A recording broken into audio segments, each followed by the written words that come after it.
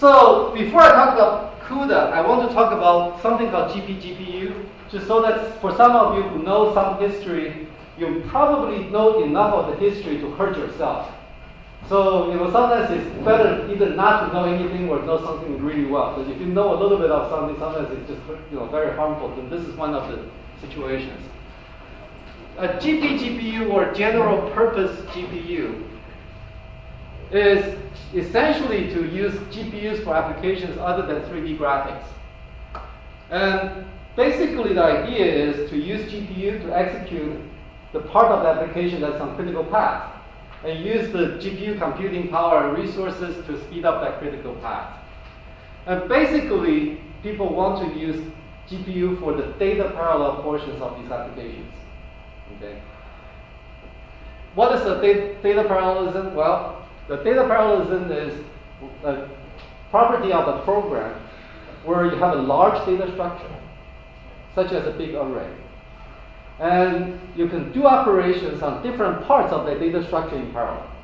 Okay, so that's just a generic, meaning of data parallelism here.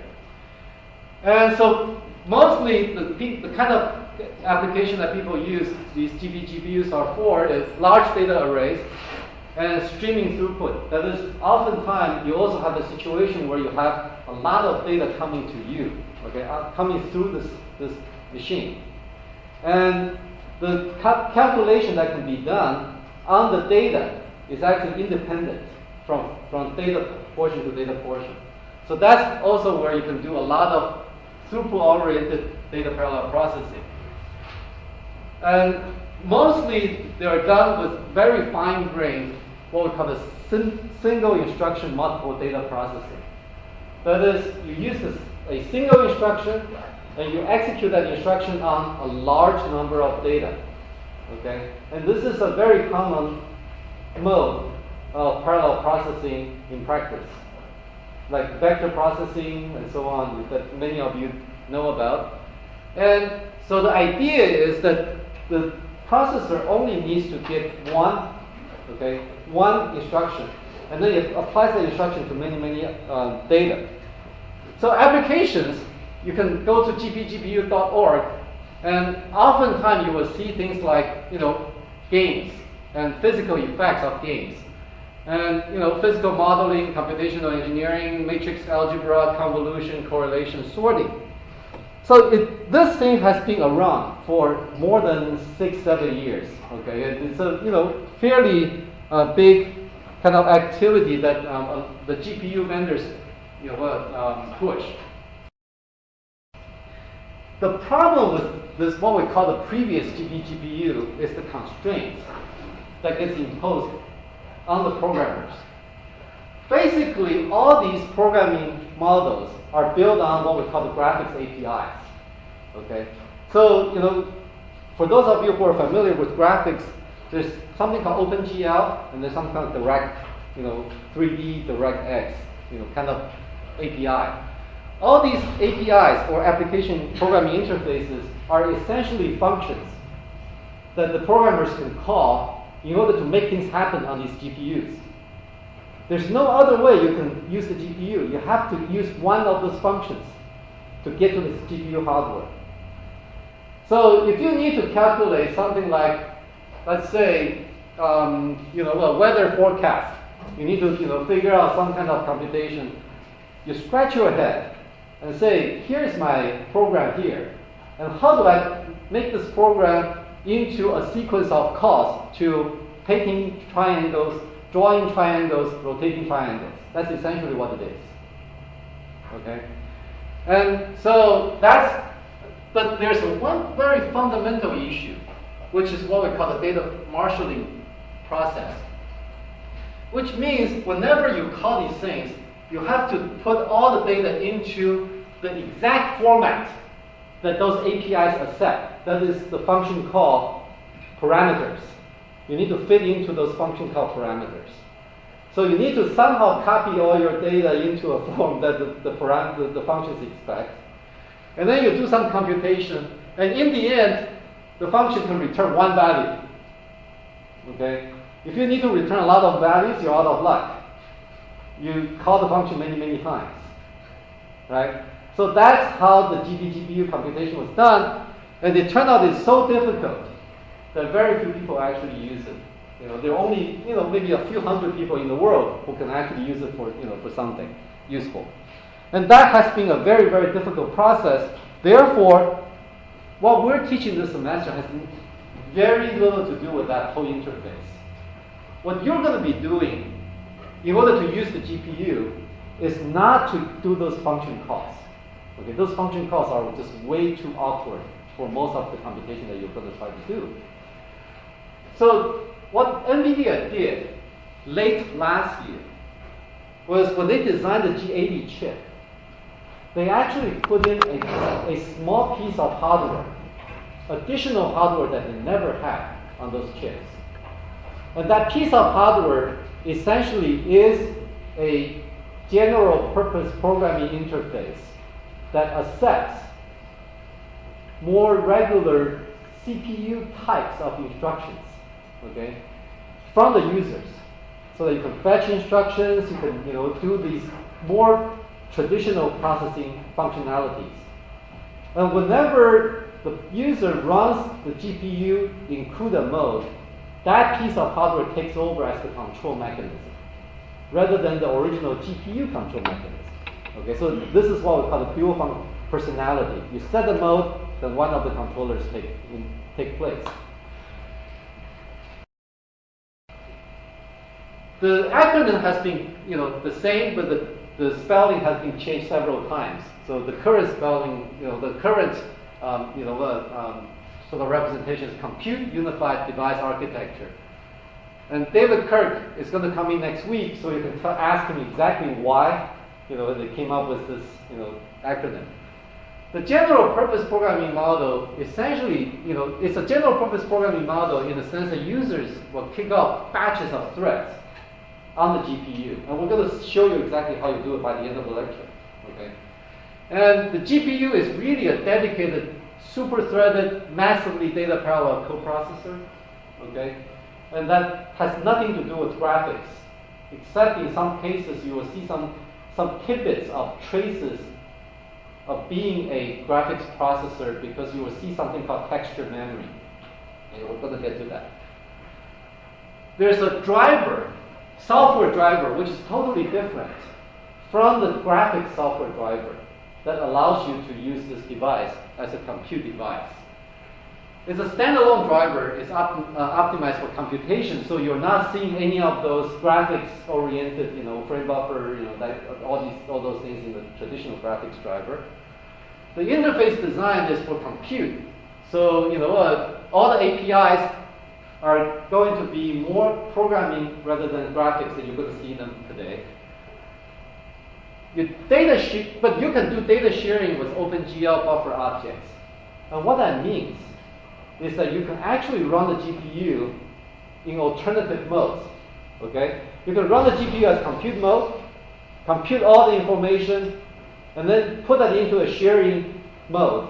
And then you invoke the graphics mode that you can render your computation result in place in the GPU card, so that you don't have to move data back and forth between the CPU and the GPU. Okay? And that actually turned out to be a very useful feature for most of the scientific computing community, where you want to be able to do high performance compute and render. You don't want to waste your time shuttling data back and forth.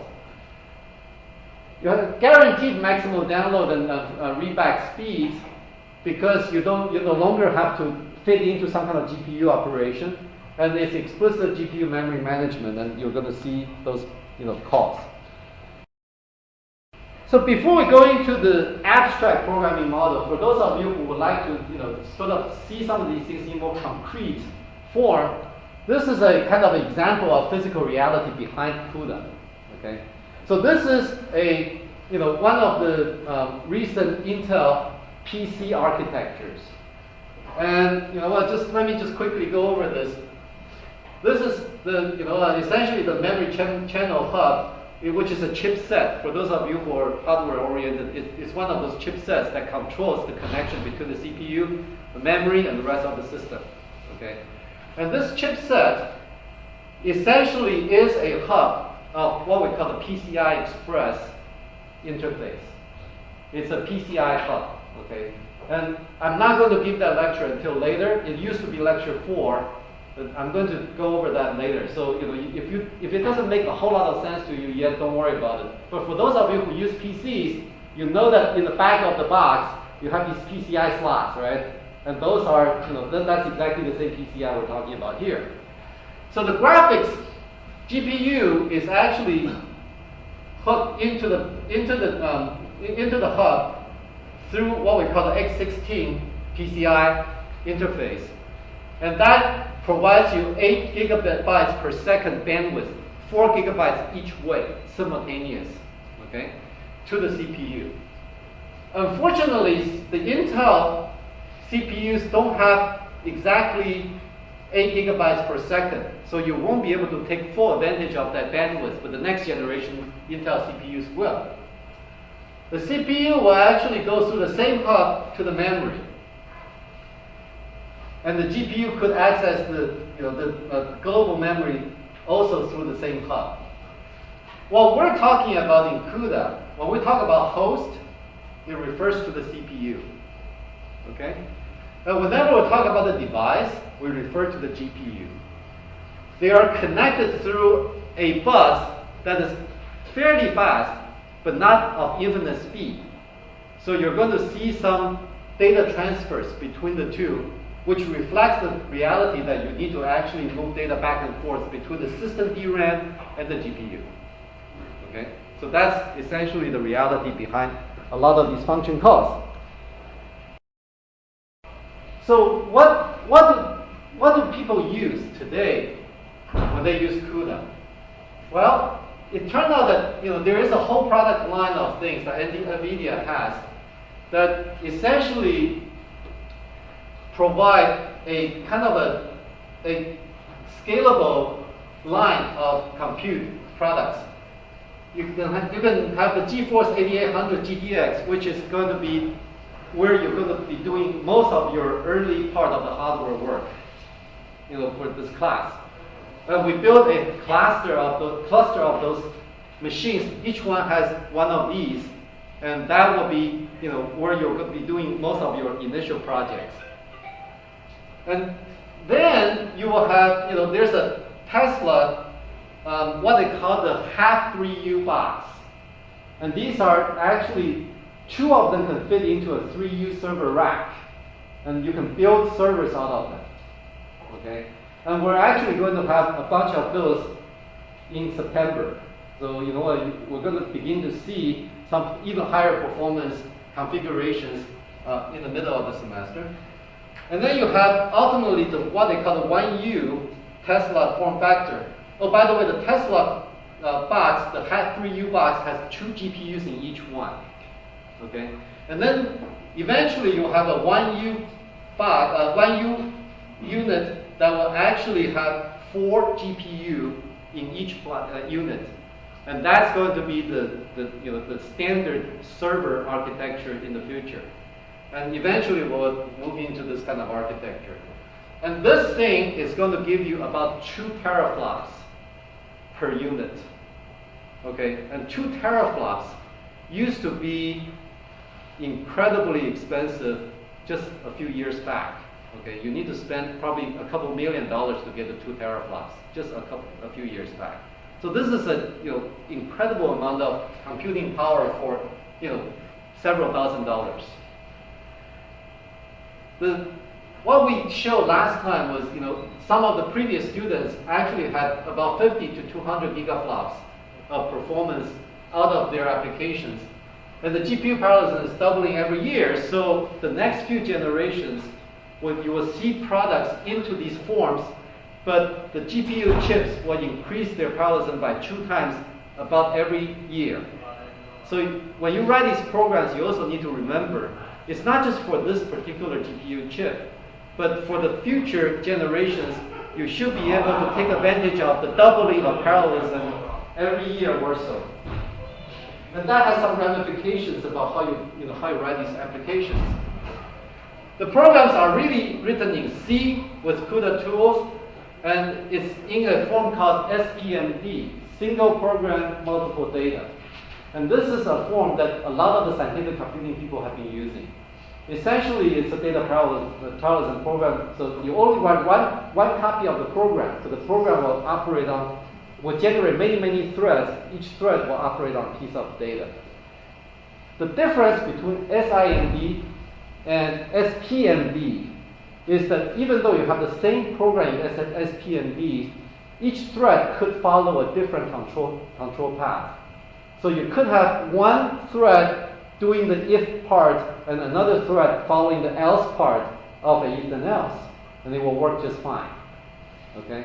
And we're going to go into a little bit more intricacy later on. CUDA programs are essentially extended C programs. And what are the extensions? The extensions are listed on the left-hand side. This is the first one is declarations. You will have a few declarations, what we call deco specs, that will mark the functions as global device shared, or in some data structure to be global device shared. Okay? So, and local and constant. So, for example, we can say that this particular data should be a device data structure. And what that tells the compiler is that allocate this piece of data in the GPU memory rather than the CPU memory. Okay? And you can mark each function as global device or global or device. So in this particular case, the convolution function is marked as global. And we're going to come back to the reason why there's a very specific meaning about global. A function can also be device, or it could be host. Whenever you don't say anything about the function, it's actually a host function. The default is it's going to be on the CPU. But whenever you say a function is device, then that function will be the binary code for that function will be generated for the GPU, so that you can execute that function on the GPU. Remember, the GPU is a different hardware instruction set than the host, the CPU. So that's the reason why you have these declarations. You have keywords. The keywords are often used to access special variables that reflect hardware features. For example, you can have a keyword access to thread index. Whenever you use an array with the mentioning of thread index, the thread index is not a real variable. It's actually a hardware register.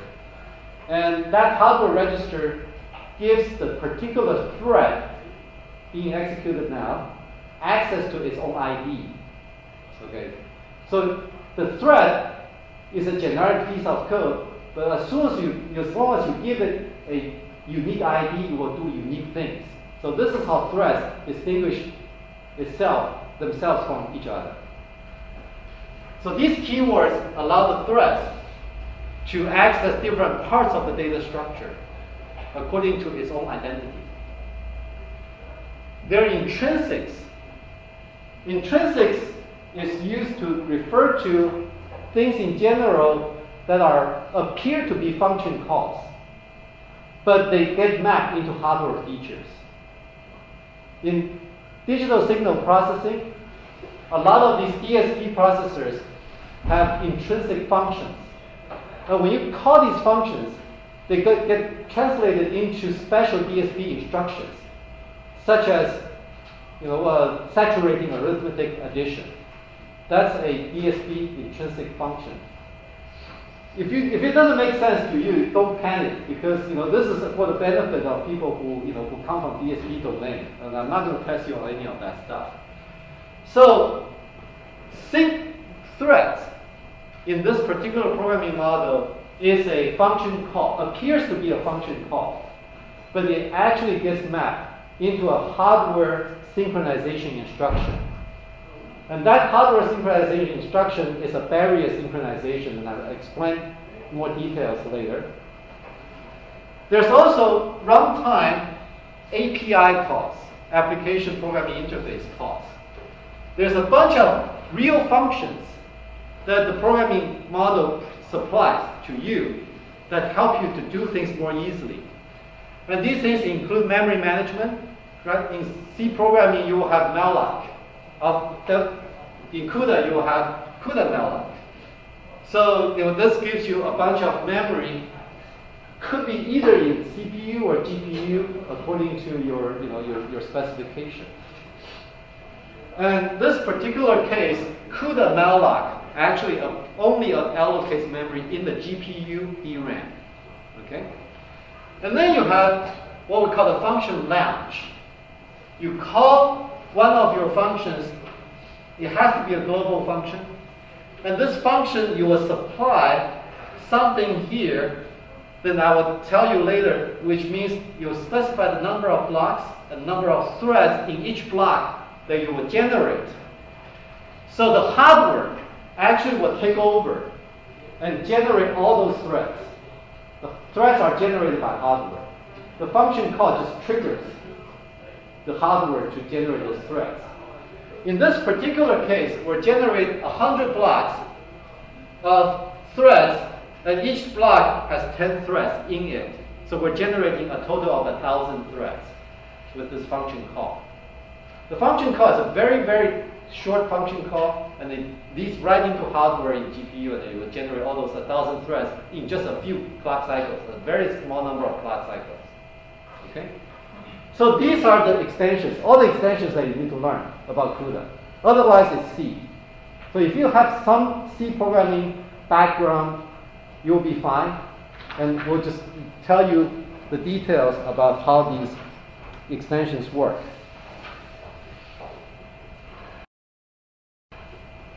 Behind the scenes, what happens is that you will be writing an integrated source.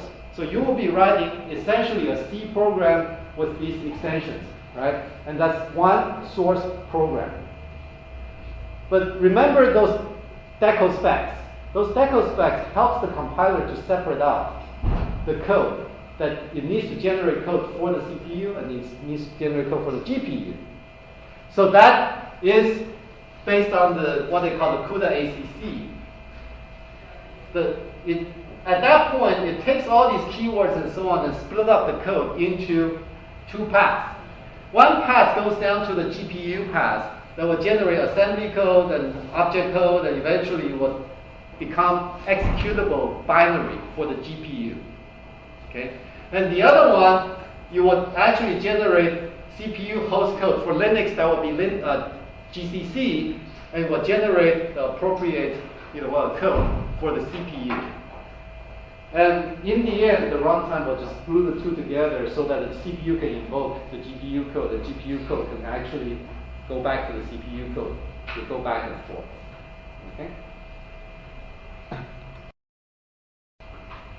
So we're going to talk about some basic concepts and data types. We're going to talk about the application programming interface. And we'll talk about the basic ones. We'll have a simple example to illustrate the basic concepts and functionalities, and we'll talk about some performance features later, not today. Okay, we're not going to be talking about anything high performance today. In fact, by the end of the lecture, I'm going to talk about one piece of code that will be very low performance on that chip. Okay. Remember, parallel programming is very easy if you don't care about performance. I'll prove it in an hour, right? Okay, now, so the CUDA programming model is, again, essentially a CPU plus a highly multi-threaded coprocessor. And the GPU is viewed as a compute device. I already went over that, right? And it is a coprocessor to the CPU, and CPU is called a host. The GPU has its own DRAM. The board that you're using this semester has 768 megabytes of DRAM on the GPU board. Okay, it's quite substantial. It's not incredibly big, but 768 megabytes is quite good for a lot of the computation you're going to do. And it runs many threads in parallel. In fact, it can run up to 12,288 threads all active at the same time on that chip. Okay, 12,000, more than 12,000 threads physically. Okay. Now, the data parallel portions of an application are executed on the device as kernels, and you're going to hear this name multiple times. Each time you want to do something, you call a kernel. So the model is fairly simple. And I actually have a slide, so I'll wait until that slide is the next one. There are two main differences between CPU and GPU that you always should keep in mind. It'll always help you to think through these things. One is the GPU threads are extremely lightweight. Creating 10,000 threads on a GPU takes only a few cycles. Less than 10. Okay, you can count those cycles with the fingers of both hands. Probably less than 5. So there's very little creation overhead. You should not be afraid of creating threads on this machine. Whereas if you use P threads in Unix, you will know that these things come at a real cost. Okay. The second one is GPU actually needs thousands of threads for its full efficiency. Most of the applications that turn out to be very high performance usually have about 5,000 to 8,000 threads all running at the same time. That's about the scale that you need. So if your advisor says, since you took 498, you should write a GPU code to speed up my 4x4 matrix multiplication, you would tell your advisor very politely that it doesn't work. You don't understand, because a 4x4 matrix multiplication will not generate thousands of threads. Okay? So that's something that you will need to always keep in mind. Yes? When this thing's operating as a GPU, does it automatically assign 12,000 threads? Yeah, that's all under the API. So when you give, let's say, a list of triangles to render, then automatically the API will generate all the thousands of threads to do those. So if you're using GPU, then you don't have to worry about the threads. Is that an advantage? Correct. It is potentially an advantage, but the disadvantage of having to fit into the rendering model usually takes away. So that's why they moved to this model, because most of the programmers ended up saying that let me handle the threads. But the key issue is not necessarily handling the threads. It's really just being able to handle the threads in such a way that it's scalable and you can get performance out of it. And that's the tough part. Handling threads generically is actually quite easy. Okay. Unfortunately, if you want to fit into the API model, you'll need to go through the same thing. You'll even have to second guess what the threads are in order to get performance. Okay, now, so this is the slide I was talking about here. When you execute a piece of host program, let's say you have an application, and you execute the application, and you will hit phases of the application where you will have lots and lots of data parallelism. So let's say you're doing a medical imaging, reconstruction, and every once in a while you will see a big FFT operation or big non-uniform Fourier transform operation, and those things will be candidates for a kernel because they will need to operate on a fairly large image.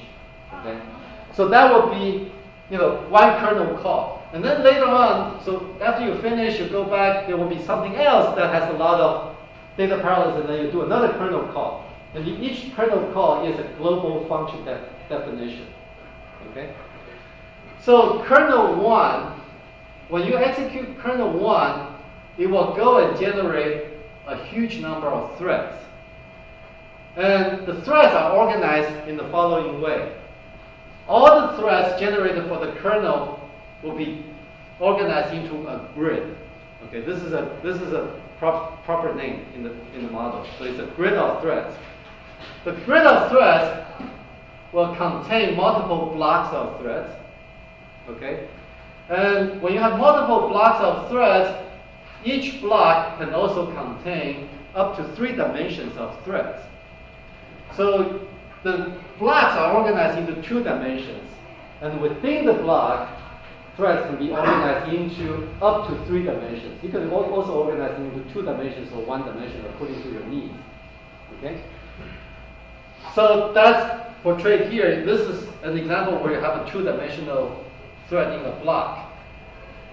Now, a thread block has the feature where all the threads in the block can synchronize with each other. You can use sync threads to synchronize with all the other threads in the same block, but not across blocks. Okay, this is one of the limitations that you're going to run into. You can only synchronize between threads using sync threads intrinsic. Remember that intrinsic I just talked about? Okay? And also, there is a very, very efficient way for these threads in a block to share data. You can access a shared memory in a very small number of cycles. I'm talking about probably close to 1 clock cycle. You can read, write a shared memory, okay, that's shared among all the threads in a block. But you cannot efficiently share data across blocks. Okay? Now, there are 2 threads from different blocks cannot cooperate.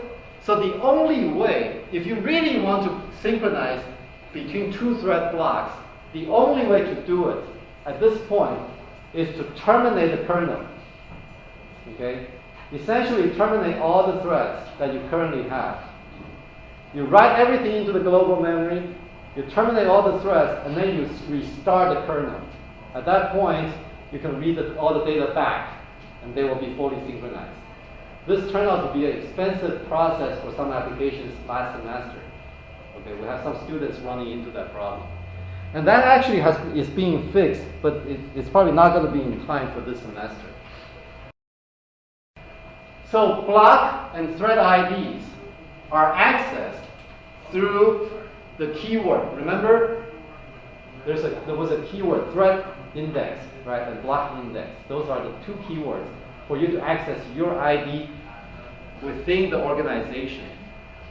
So all the threads will know exactly where it is in terms of the organization, okay, through those 2 keywords. And it simplifies memory addressing. And we're going to show you with a very simple piece of code, each thread can actually go to exactly where it's supposed to access in the memory, because you can use the thread ID to help generate the addresses. Whereas in the previous API-based interface, you cannot do this. Okay, so that's another reason why those API interfaces are extremely hard to use. Question. Yes? So what's the benefit of having 1D, 2D, and 3D? Is it just a better way to think about it, or is there any actual benefit? Yes. Wonderful.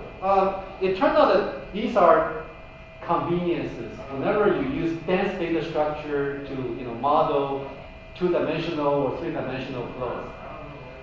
The real reason why they provided it is not because they want you to have the convenience. The real reason why they provided it is available to the GPU. It was designed for the GPU, the graphics part anyway. Those organizations make the 3D graphics very efficient.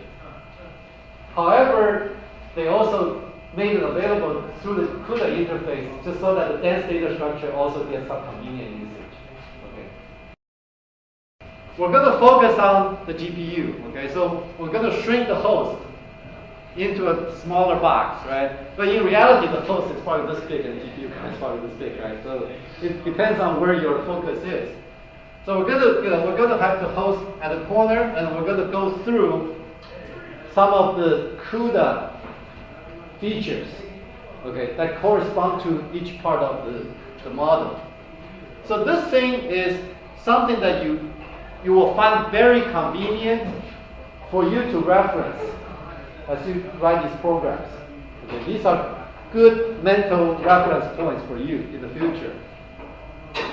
You will think about each thread block, okay, as an execution unit. These thread blocks will be run at the same time. Okay, logically, you can think about these thread blocks as a unit of threads that will always kind of execute together in an abstract way. And within the block, you will have all these threads. Each thread will have access to what we call the local memory. It's a per thread local memory. Okay? There's no sharing across threads. Whenever you put anything into local memory, it's only accessible by the thread. Only, not any other threads. You also have a bunch of registers. You probably noticed that I have not talked about registers in the C extension, right? I have not talked about anything about registers. Registers are not explicit entities in this programming model. But the compiler maps variables into registers. Why do I even bother to talk about registers?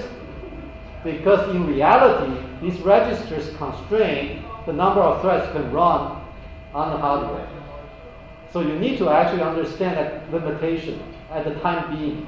Okay? So I'm introducing that it's not a fundamental concept of CUDA programming model. It's something you need to understand in order to get performance. All the threads will have access to a piece of shared memory. Okay?